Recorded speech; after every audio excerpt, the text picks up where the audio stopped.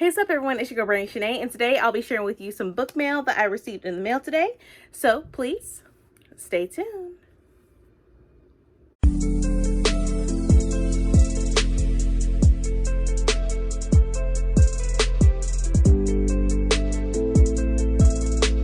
And I am back, and also if you're new to my channel, welcome. So like I said before, I have some book mail right here that I want to share with you all today. So let's get started with this first package. It says from Kensington Publishing Corp. So let's see what's in here.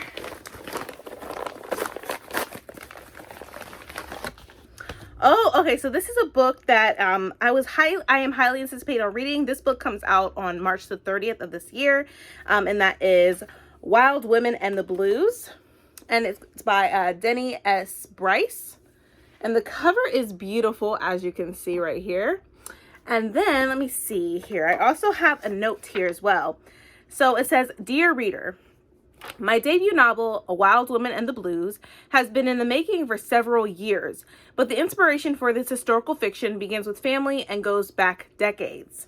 My maternal grandmother, Ella Elizabeth, arrived in this country, New York City, in 1923 from Montego Bay, Jamaica. Her life, personality, and humor will always play a role in all the books I write. Then, a few years ago, there was a video on social media of Alice Barker, a 102-year-old woman. She was shown a film of herself as a young dancer some 70 years earlier. That video and memories of my grandmother gave me the what-if launching pad for this novel. Another amazing woman I had the pleasure of meeting was blues singer Alberta Hunter. She was in her mid-80s at the time, and I was a struggling professional modern dancer by day and waitress by night. Alberta was making a comeback at 84 and performing at the Night Spot in Greenwich Village where I worked. She and I bonded over our mutual love of the blues and Chicago. These women contributed to my love of the 1920s and the blues songs of this time and the city of Chicago. Wild Women and the Blues links the stories of an ambitious chorus girl and a modern-day film student, both coming to grips with life, with loss, forgiveness, and the limitations and surprises of love. The novel is a dual storyline and takes place in two time zones, 1925 and 2015. But in one toddling town, Chicago, Sawyer Hayes, the film student, arrives at the bedside of 110-year-old Honoré Dacour, still reeling from a devastating loss that has taken him right to the brink. Sawyer has rested all his hope on this frail but formidable woman with a link to the legendary Oscar Machiko. I think that's how you pronounce it. In 1925, Chicago was the world's jazz capital and the Dreamland Cafe, the ritziest black and tan club in town. Honoré Dacour is a sharecropper's daughter, willing to work hard and dance every night on her way to the top. Dreamland offers a path to the good life, socializing with celebrities like Louis Armstrong and filmmaker Oscar Micheaux. Piece by piece, Honoré reveals her past and her secrets, while Sawyer fights tooth and nail to keep his. I am excited for you to be amongst the first to see Wild Women and the Blues, and I can't wait to hear what you think.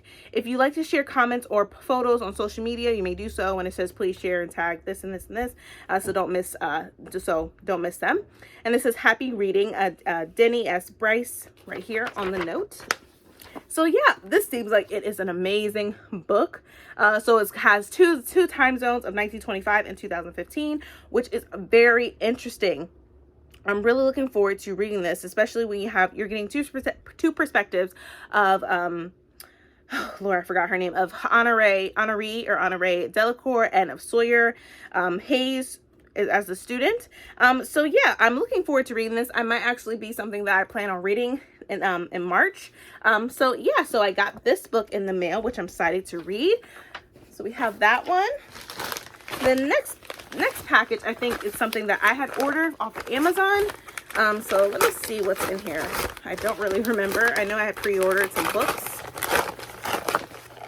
Okay, so this book is called, I had gotten this. It's a comic, and I wanted to get this so I could read it for March, because I like Nnedi Okorafor's writing and stuff. There's some books that I really couldn't get into as much, so I want to try to give her another go with this comic. It's by Nnedi Okorafor, of course, and it is Shuri.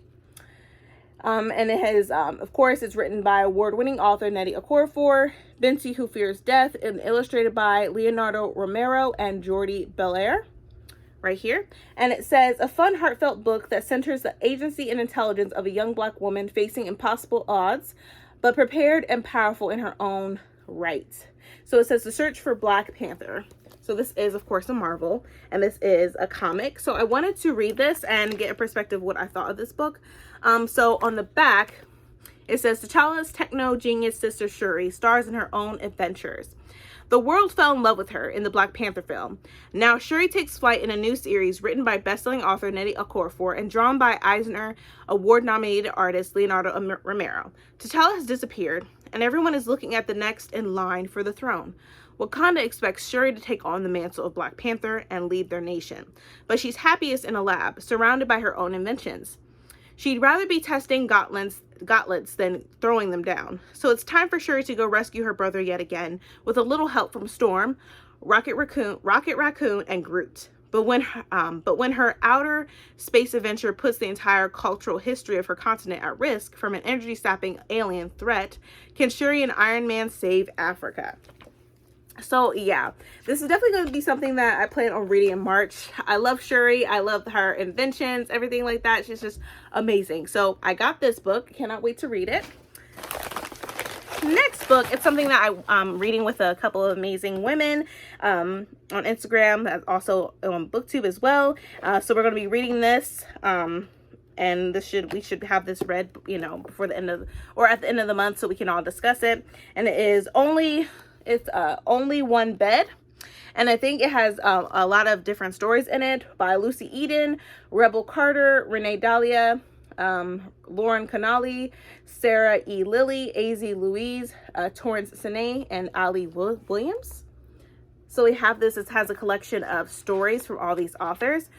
So yeah, I'm definitely looking forward to reading this and going from there. Just keep reading romance as I go, throughout this year, because I really am enjoying romance, and I just need it in my life. So I had gotten this book, and I plan on reading this in March as well. Next package, it says it's from Penguin Random House. So let's see what's in here. Ooh, okay. Ooh, I'm excited. Let me see. All right, so these are 3 books that I think I might just read, because it's not going to take me that long at all to read these. Oh my gosh. So I got Fly Girls, Lux the New Girl. So this is the first book. It says Lux Lawson's first day at Augusta Savage School of the Arts in Harlem, and she's determined to make it work. She can't get kicked out of another place, especially since her only other option is military school. So when she runs into the Fly Girls, the 3 coolest kids in her grade, Lux puts her plan in motion. She'll join their crew, focus on her photography, and stay out of trouble. But can she actually start over with these girls, or will her past catch up with her and ruin everything? Oh my gosh. So this sounds really amazing, and I cannot wait to read. Just look at the cover. Thank you so much, Penguin Teen. Oh my gosh. This is gorgeous. So. And then also I have the second book, Fly Girls. It's Micah, the good girl as well. So this is the second book, and it says, for Micah Dupree, life is easier to deal with if she just paints, goes to church, and aces her school projects. She even has a perfect older brother to look up to if she starts to question anything. At least she used to. But after he dies unexpectedly, Micah has no idea what to do. If she doesn't know how to cope with her growing anxiety, a serious boyfriend, and doubts about her faith, can she still be the good girl? Does she even want to be? So we have the second book in this installment by Ashley Woodfolk. So yeah, I'm definitely looking forward to reading this one as well. And then we have the third book, and this is Fly Girls, Noelle, the Mean Girl by Ashley Woodfolk. Just look at the cover. It's so beautiful. I just love this so much. Now, for this book, it says Noelle Lee can't afford any distractions. She's dedicated to keeping her grades up and practicing the cello so she can get into her dream conservatory.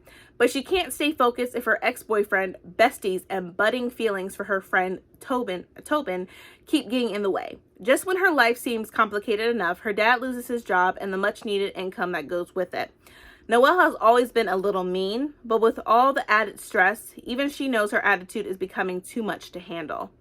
Can she save her relationships before she pushes everyone away for good? Oh my God. So we have this. So we have literally the first 3 books of the installment right here. And I think a 4th one is coming out, I think either in March or in April. I'm not sure. I'm gonna have to look into that. But yeah, so I have the first 3 books. They're fairly short, so might actually read this in March too. Like, I have a feeling I'm gonna have a huge TBR in March or what plan to read in March.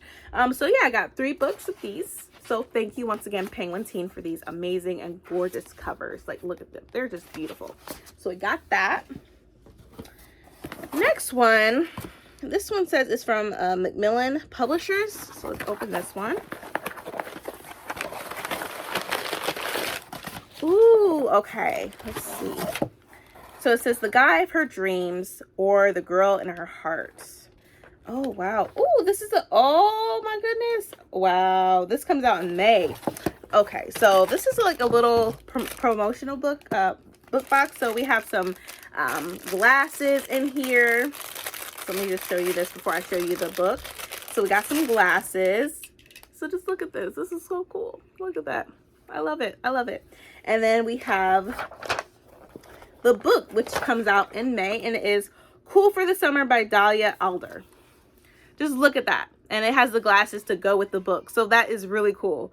So yeah, it says The Guy of Her Dreams or The Girl in Her Heart. Oh my God. This cover is so beautiful. And like I said, this comes out in May of this year. So we have that. And these glasses are pretty neat. I might actually use these when we go on vacation. So yeah, so that's these glasses. I'm gonna put them right here. And then it came with a note.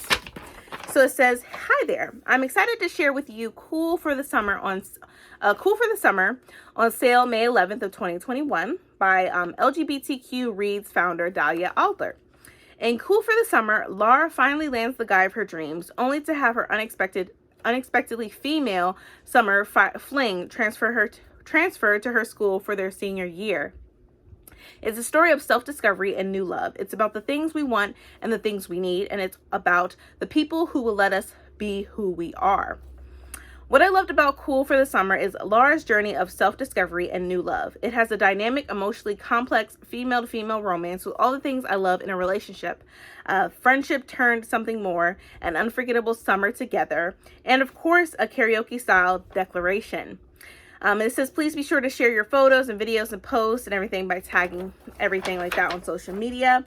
So, oh my gosh. So yeah, I think I might just read this in April, just so that I could just read it ahead and give my review on it, because it does sound like this is going to be a very cute book. Like, oh my gosh. Oh, but even says, like here, it says, Laura has eyes for one person throughout her 3 years of high school, Chase Harding. He's tall, strong, sweet, and frankly, stupid hot. Oh, and he's talking to her now, maybe flirting even. No, wait, he's definitely flirting, which is pretty much the sum of everything Laura's wanted out of life. Except she's haunted by a memory of a confusing, romantic, strangely perfect summer spent with a girl named Jasmine, who just walked through the front doors of school to see Laura and Chase chatting it up in front of the lockers. And it says, what's a girl obsessed with a boy and a girl supposed to do? It says, witty, wise, and disarmingly tender. I am hopelessly devoted to this summer dream of a book. And that was said by Becky Abatali. Oh my gosh, this is so cool. Oh my, okay, yeah, I gotta read this next month for sure, because I can't keep adding more books in March, but this is definitely gonna be something that I read in April for sure. So we got this book. Thank you so much. I cannot wait to read this. A nice little romantic book. Next box that I see, it says Hatchet book box or book group right here. So this is the next box that I have. I think Hatchet has, I think it's Orbit books too, I think. You can correct me if I'm wrong down in the description or in the comment section. So let me go ahead and open this.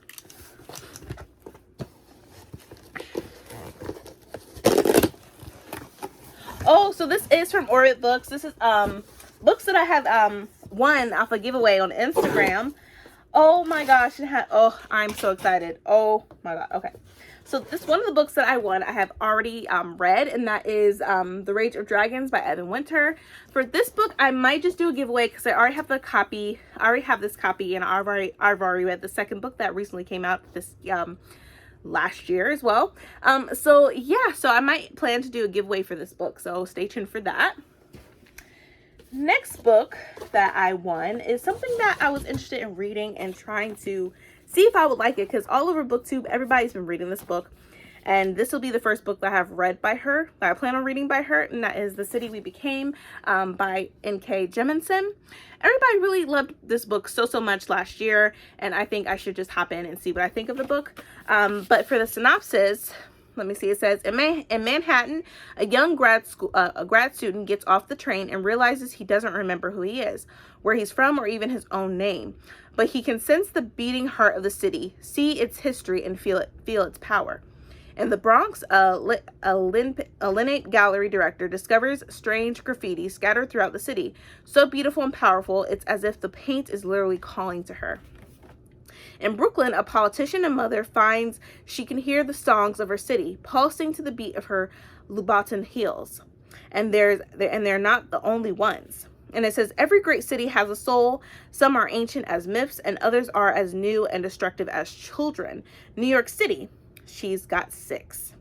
So this sounds amazing. So it says, from 3 times Hugo Award-winning and New York Times bestselling author N.K. Jemisin, The City We Became tells a revolutionary story of culture, magic, and myths in contemporary New York City.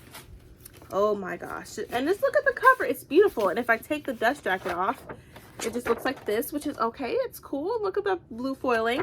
So I'm definitely going to give this a try. I probably read this later on in the year.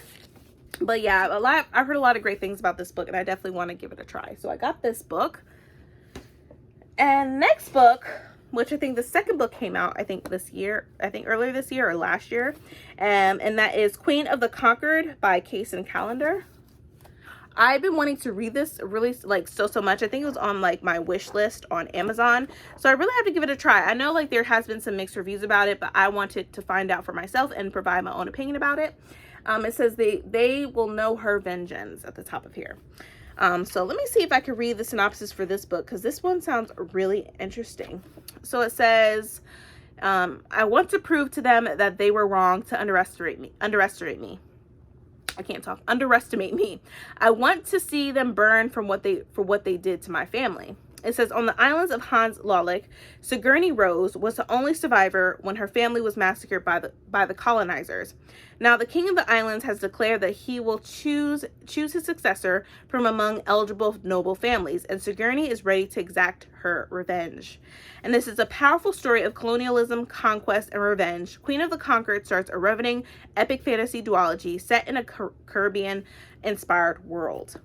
Yeah, so I'm definitely going to be reading this. I think that this is going to be something that I read next month along with some other books, because this sounds something right up my alley for sure, and the cover is gorgeous. So yes, thanks you once again for Orbit Books for this. So I have this that I got. Next book is an arc that is coming out later this month, or in March. And it says, every empire demands revolution, and it's the Unbroken by C.L. Clarke. So we got this book, and let me see what this one is about. This looks really cool. I do love the cover. It's beautiful. So for this book, on the back, it says, an unmissable epic fantasy debut of uprising, espionage, and empire. Terrain is a soldier, stolen as a child and raised to kill and die for the empire. She owes loyalty to only her fellow conscripts. But now her company has been sent back to her homeland to stop a rebellion, and the ties of blood may be stronger than she thought. And it says, Luca needs a turncoat, someone desperate enough to tiptoe the bayonet's edge between treason and orders, someone who can sway the rebels towards peace, while Luca focuses on what really matters, getting her uncle off her throne. Through assassinations and massacres in bedrooms and war rooms, Terrain and Luca will haggle over the price of a nation, but some things aren't for sale. Okay, so this sounds really interesting. And it says Magic of the Lost, Book 1. So this is the first book. Wow. Yeah, this is definitely going to be another book that I have to get into. It sounds really interesting, really intriguing. So I'm definitely looking forward to reading this. So I have this as well. Next book is Rosewater by Tade Thompson. And it says A Magnificent Tour de Force. And that was said by Adrian Tasowski. So this looks really neat. And it's book 1 of the Wormwood trilogy. And it's science fiction, of course. So for this book, so here's the cover, sorry. So here's the cover. It's really beautiful.